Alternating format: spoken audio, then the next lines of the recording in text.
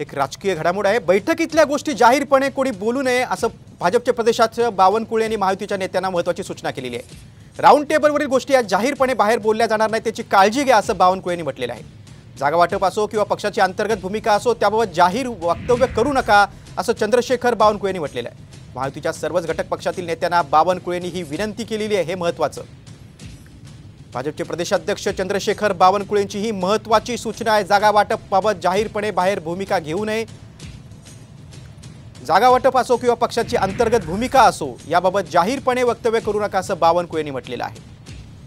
आता बावनकुळे यांची ही विनंती महायुतीचे इतर नेते किंवा इतर शिंदे गट किंवा राष्ट्रवादी अजित पवार गट किती गंभीरपणे घेते ते बघणं महत्त्वाचं आहे। आपण अधिक माहिती घेऊ, आमचे प्रतिनिधी गणेश कवडे आपल्यासोबत आहेत। गणेश, बावनकुळेंची आता विनंती किती गंभीरपणे महायुतीचे नेते घेत आहेत ते बघणं महत्त्वाचं आहे, काय सांगाल?